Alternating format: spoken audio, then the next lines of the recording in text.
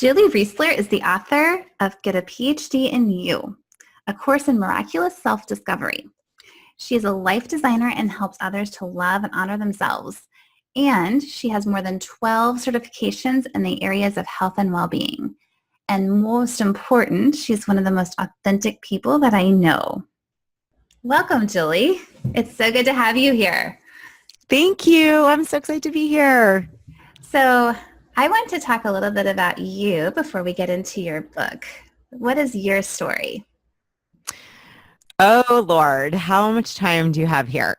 I think the way to boil it down, and it's funny, I've been kind of putting my thoughts to paper, thinking about how would I sum it up. And I feel like if you were to write it out in like really quick, like a 3-part story, it would be like started out knowing who I was as a happy kid, loved to dance, really joyful, heard some crappy stuff about myself, like I'm too big to dance and stuff about from boys, and believed all of this stuff that I heard and that I told myself. And I think for me, the real gift came from a breakdown where I just wanted to end it all. I was married at the time and was using food massively to cope and digest emotions. And I remember I didn't really want to end it, but I wanted to end what I was feeling. And so I got my butt into a recovery group, a support group. And, my joke is I did, between 30 grand of therapy and coaching and every personal development program known to humankind, and support group and a mentor and a sponsor and a coach and a therapist. You too, can kind of uncover the stories and the things we tell ourselves. And I did about a good 12 years of really intensive work. And through that really came out with this excavation of what I call like the meest me, our most essential self that I feel we're all here for a real reason. And the short to it is it's a daily practice every day, trying to step into who I really am, and then hopefully being somebody that's an uplifter and empower of others, of anyone listening, to do whatever that looks like, to do the work, to be still, to learn to love yourself. For me, it was a journey of self-love. I had a lot of lack of that. And so one of the most important things is to connect to that source of love that's greater than myself, that's within myself. That's something every day that I do and try to do. Yeah, I think that's great that you realize that, because I feel like so many times there's something not quite right, but we don't really know what that is. So How did you know that something needed work done, that you needed to go through this process? I think for me, and everybody is different, I believe we all have inner wisdom, inner guidance, and knowing. It comes out differently for all of us. For me, I am actually someone who both hears it, I get visuals, and I have thoughts about things. And I'd heard a voice throughout my life, especially in the years where I was, what I would say in my prime, wearing my mask season, where I wore a mask. I was really good. My joke is that I could have gotten a master's degree in people pleasing and self-destructive behaviors. And so for me, it really came to a head. I would say I was at a job that by all means was a great job, and I was miserable. And I couldn't stop eating the tie-dye M&Ms that they had there. And it sounds funny now, I mean, this was a 6-pound bag from Costco, and it was, to me, the low point was when I literally, I was like a robot. I could not stop eating Dixie cups of these M&Ms and ended up being ill for 3 days. I couldn't go to work. Digestive tract was a mess. And I remember saying to my husband at the time, I said, if something doesn't change, like, I can't do this anymore. I can't do this. I can't pretend. I can't be who you want me to be. I can't be who everyone wants me to be. And, like many of us, a lot of this was self-inflicted, and not judging myself, but I brought it on, I think, by, lack of self-connection and not listening to my inner voice. Yeah. Right. So as you were going through all of this, what do you think were some of the important lessons that you learned through all of this to get to where you are now? Yeah, and by no means, like I always say, it's a journey and every day there's learning. But what I would say is it felt like a massive transformation happened the moment I put my little surrender flag up. I sort of had this moment of, I can't do this. And for me, it was a little bit dramatic. For some people, it doesn't have to be. And I just got the whole, this doesn't work. I can't, I don't know what it's going to be, but I need to figure out who the heck I am, why I'm here, who is the voice that I keep hearing. And I did a lot of extensive work on that. And, Jessica, that looked like a massive U-turn in all of my areas. I ended up leaving that marriage, really great guy, not the right fit for who I really am. My career, I ended up eventually leaving. This doesn't mean that this is what will happen, but I had an inkling that, to really be in alignment with what I'm here for, who I am, that there are some things that need to change. But it took time. It took time. And I think we're similar in so many ways because I Yeah. left my marriage. I left my job. We have some very big similarities in our stories as well. Yes. And I think It takes a lot of courage. do. Yeah, because when you realize that something's off, you have to make those changes in order to have a better life. Absolutely. Absolutely. Yeah, it takes courage and it wasn't overnight. There was a lot. I mean, I did a lot of reflection and journaling and talking to trusted people. And I started to peel back these layers. I looked at beliefs I'd had that I had created about myself and I was living like those were true. And it was really powerful to see, wow, that was one person that said that, or that was my thought, but doesn't mean it's true. And yeah, so that transformation happened over time. But yeah, it's all perception. It's all perception. Yeah, for sure. Absolutely. So why do you think, because you work with a lot of people, you coach people, you work with a lot of women, why do you think many women get stuck in these thoughts, in this, I don't know if you call it a rut, or why do we get stuck?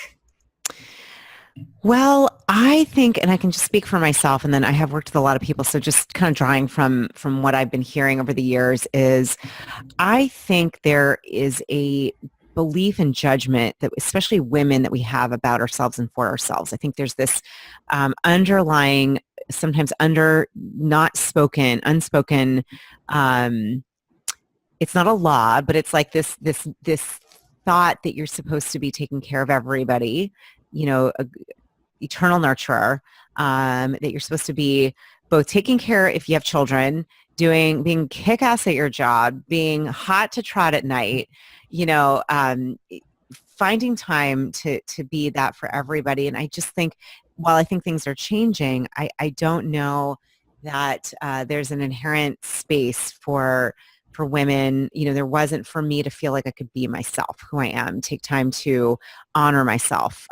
Often the word selfish, I felt like that would come up. Now, no one really said that to me. I made that belief up. I like the word, self-full. Like you have to be full in who you are, and you have to spend time. I have to spend time honoring myself and connecting back to myself. Otherwise, I have very little to give. And I think as women, we're often the ones that are giving a lot. And it's a lack of balance really in that ebb and flow, giving and receiving. And it's something I've done a lot of work around. So how do you do that? How do you do the self-care? What are your suggestions for that?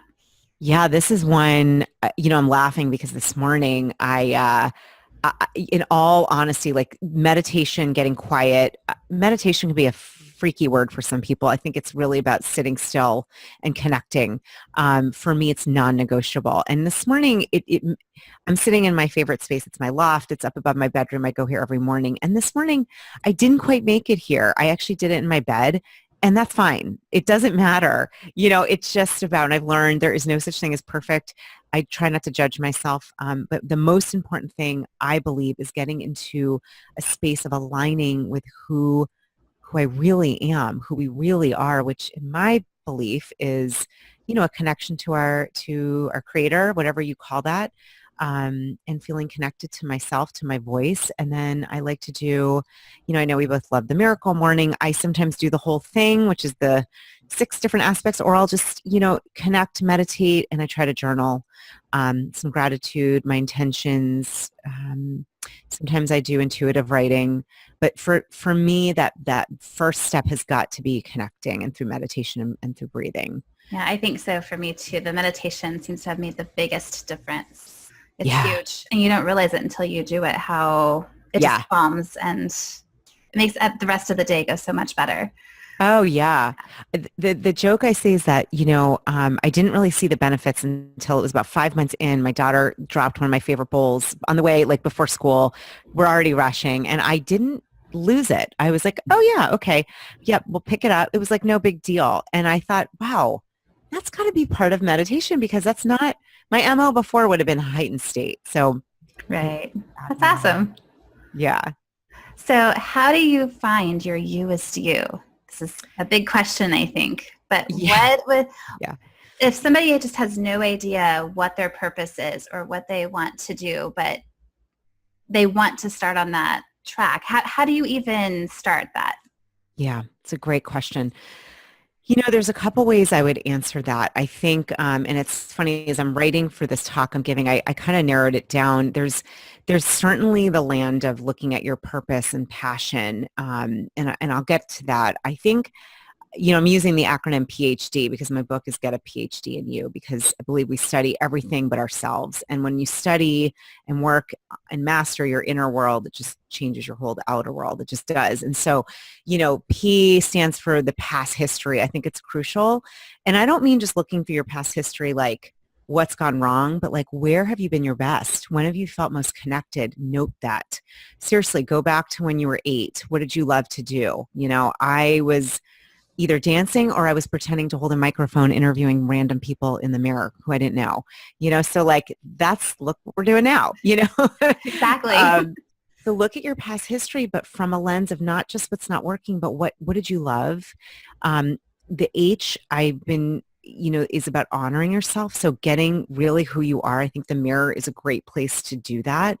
And if you will get a real good sense where you are in your relationship with yourself. I think, in terms of how do you find your You-est You, a big piece is really connecting to you. So even if it's looking in your eyes and saying, I'm so thankful for my eyes and I love them, maybe that's where you start. For women, I just wrote about it, struggle with body image, with body shaming. It happens still for me, for many of us, I think. And I went to the mirror and I was like, you know what?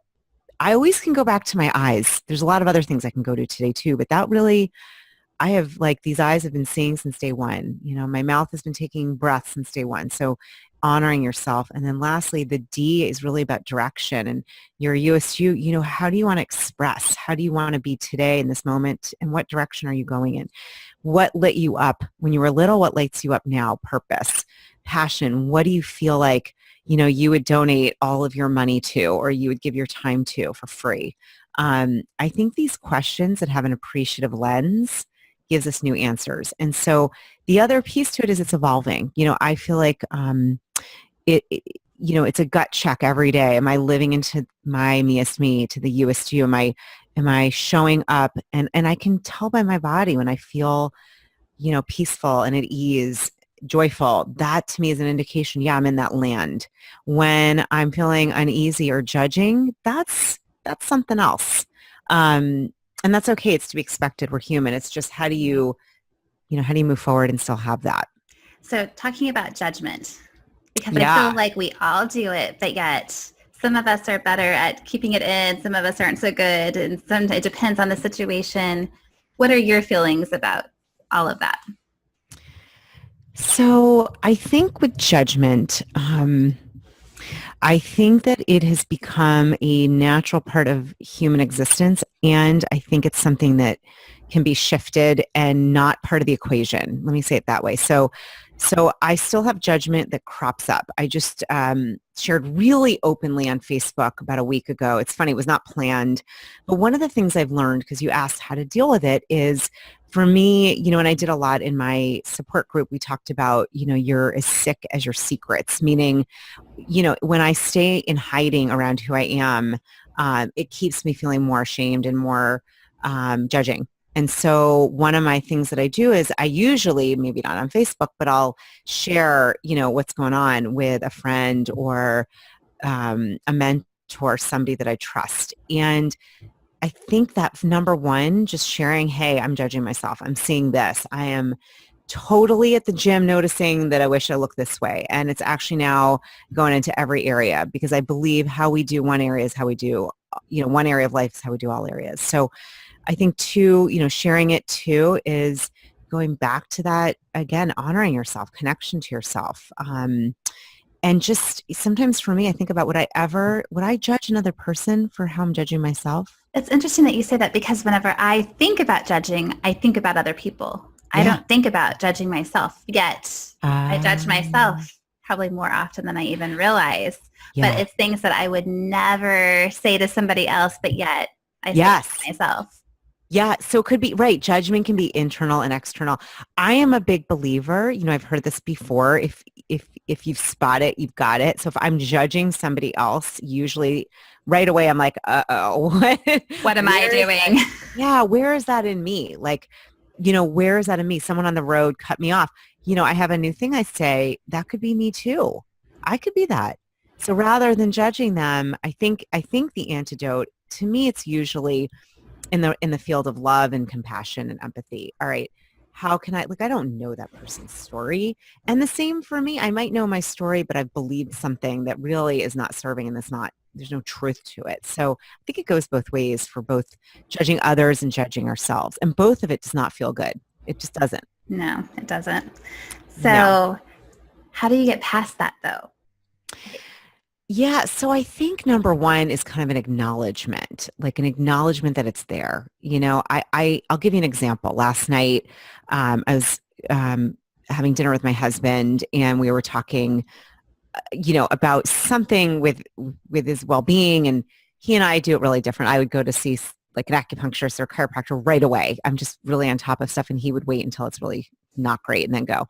And I was like, oh my God, I am judging you. I'm totally judging you right now. I don't think you're doing this right.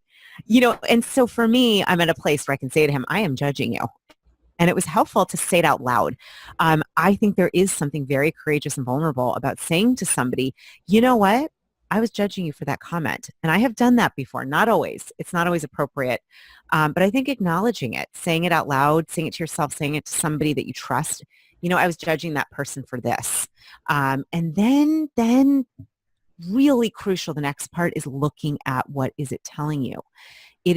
Don't beat yourself up over it, but it is saying something. Why would you be judging that person? What's going on with you? It always comes back to the person who's judging. So why was I judging him? Because I care about him and I want him to be well. And I think that he's doing it. There could be a better way. But it's also arrogant because he knows himself and I don't. And so then I got to look at, oh crap, maybe there's a little arrogance going on or me thinking I know better. And that's something I got to look at. So you got to be willing to look at what is that saying about you. Most of us, most people, I think, in this society go into more of a judging, blaming victim place. There is something about taking ownership and responsibility. Now, the key is to do that without judging yourself. That's exactly what I was thinking, actually. As soon Yeah. as you're like, oh, I'm judging you, what's wrong with me? Then you're back to judging yourself if you're not Yeah. careful. But it's all Yeah. about awareness, I think. Just Awareness. knowing. I think also creating this loving space where as human beings we're allowed to, it's okay to judge and it's okay. It's more of a, okay, how am I going to learn from this? What is there to learn? That space of curiosity and learning and love, that changes the game because I now know, oh, it feels icky. I don't like that. I don't want to be judging that person. How can I look at this while loving myself? And that's what I wrote about. I was doing a lot of body shaming. And it was really uncomfortable, really uncomfortable. And I wrote about it. And then I said, and by the way, the whole piece about this is doing this and sharing this to you without judging myself and creating a loving space. And so what do I need to do? Go back to breathing, hand on my heart, inhaling love, exhaling love. I mean, those are some of the things I do. I think coming back to your breath, I like to touch my heart. I like to feel that tactile, like I am, a living, breathing entity that's full of love. And I just forgot that for a little bit, but it takes practice. You got to train yourself. I really do believe that. Yeah. And I think, I can't remember the statistic, but it's like the odds of you even being born are like 1 in so many trillion. I Yeah. can't remember, but Yeah, it's 14 crazy. trillion. Yeah, It's you something know. like 1 in 14 trillion. Yeah, actually it's funny. I just checked it up yesterday because I'm using that as a statistic. And I said, I've heard that. Well, there's actually this guy who wrote for the Huffington Post showed it was like even way more than that. But Oh, I'm really? going to go with the 1 in 14 trillion because I can say that number. It's pretty unbelievably huge. Yeah. So if you think about that, like we're so Yeah, lucky to even be here. Just gratefulness that we're here and able absolutely. to experience what we're here for. So Totally. I could be judging myself right now a little bit if I wanted to because I left your book over on my table, so I don't have it to show because I was That reading is it, so funny. but I'm not. But I will have the link on the show notes for Yeah, everybody to see. But I want to talk about your book though, because sure. it's a really good resource and I think that everyone should read it. You talk about quite a few different things in the book, but one of them that struck me, one of the topics was fear, because it's something that I guess I've experienced quite a bit of and gone Yeah. through, and it's a process. But how do you deal with fear? Because you've done so much. Yeah. Yeah. Yeah. Yeah. A lot of the things that you have done, people don't do Yeah. because they're afraid. I have done a lot of work and actually give me a sec. I'm going to go grab it because I can show it if that's right Okay. here. Hold on. And I'm not judging you at all. I think it's awesome that you said that. Hold on. Okay.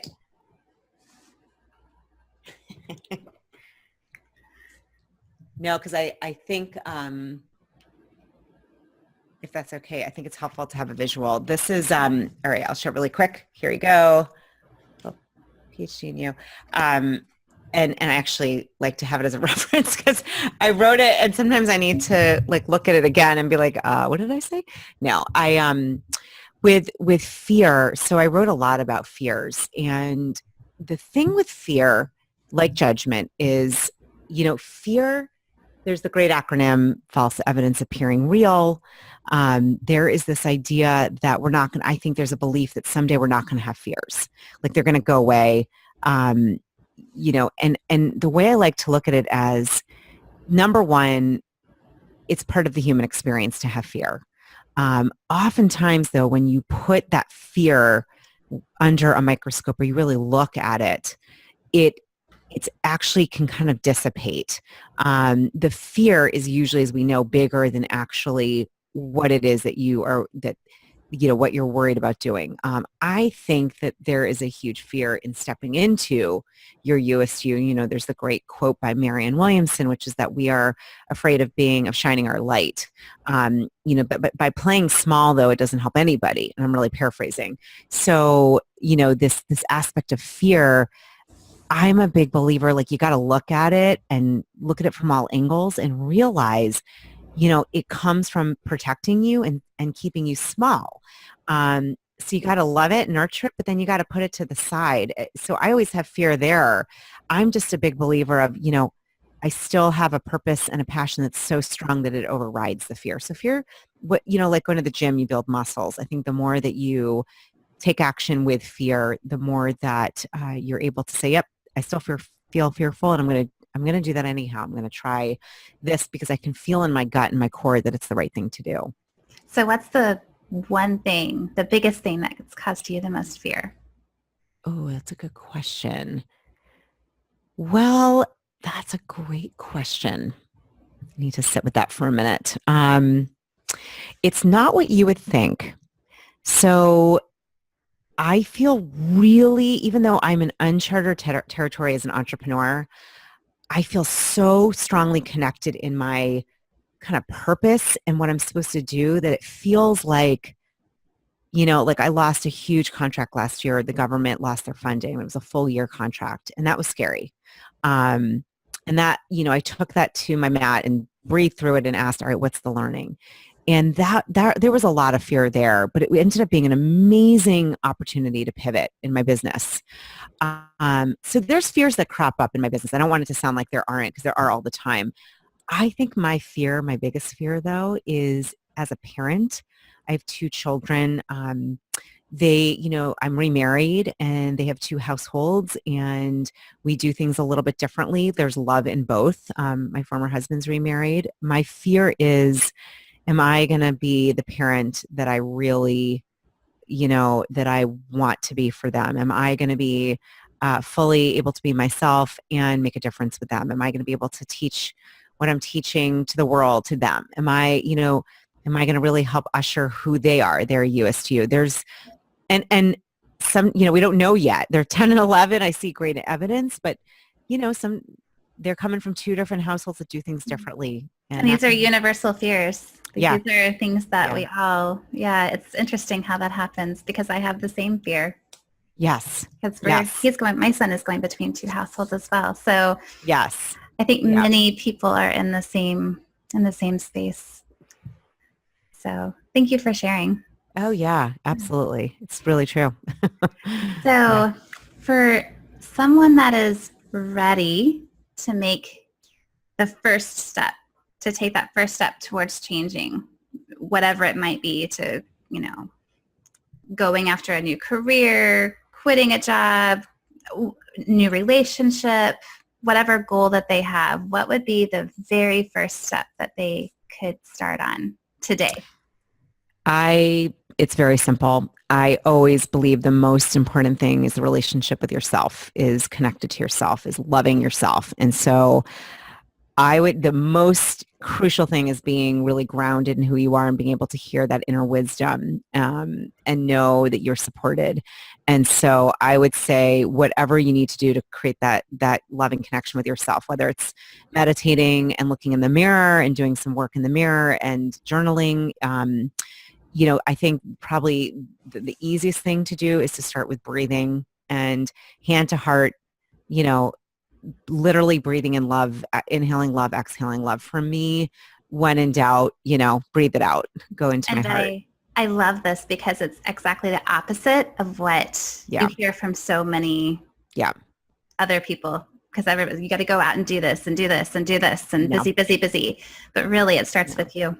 Yeah. I love 100%. it. And I'll tell you what, that is for me, with everything that I've created and that's coming my way, it's all with starting first, not writing and doing and, being out there, but it's going first within. And that is where the power is within, I believe. Yeah, I agree as well. Yeah. So what is one resource that you would recommend? So, I'm biased. I had the blessing and privilege to be able to add some meditations to this app. And I'm one of there are thousands of teachers, but I think Insight Timer is a free app. It's a meditation app. It is phenomenal. There are so many meditations for sleep, for self-love, for confidence, for recovery, for addiction, for body image, for anxiety, for divorce. I mean, anything and everything. There are bells, there's music, there's ambient music. I mean, you can find anything you want. It's a beautiful community. It's a free resource. It was a dream of mine. It's changed my life. And through the leadership program we did, I had done a few meditations and then just very gratefully found my way through there and now have I have a 7-day self-love and confidence meditation up there. That you have recorded, correct? That I have recorded. I have a 7-day. I have another confidence and self-love full 20-minute, and then I have a chakra balancing. And they're great. They're great. Thank you. Thank you. And I'll add more. It's just my way of giving back because meditation has really saved my butt and changed my life. So I would say Insight Timer is probably my most used. I can show you. I use it every single day. And where do people find you? Yeah, right. I'm like, where do they find me? Well, the best thing is probably my website, which is my name. It's juliereisler.com. And, Facebook, Instagram, LinkedIn, all of that is the same. It's my name. It's Julie Reisler. So really easy. And yeah, I, also like you, Jessica, have a podcast where people can tune in as well if they're interested. And that's all on my website too. Yeah, very nice. Thank you so much for being here. Oh my gosh, thank you. I've learned a lot today. Oh, yay. Well, you're such a light, and thank you for having me. You're doing awesome stuff. And I think, helping women, especially in transitions and just being who they are meant to be, that's no small feat. So I think it's awesome what you're bringing to the world. I really do. You as well. Thank you, Julie.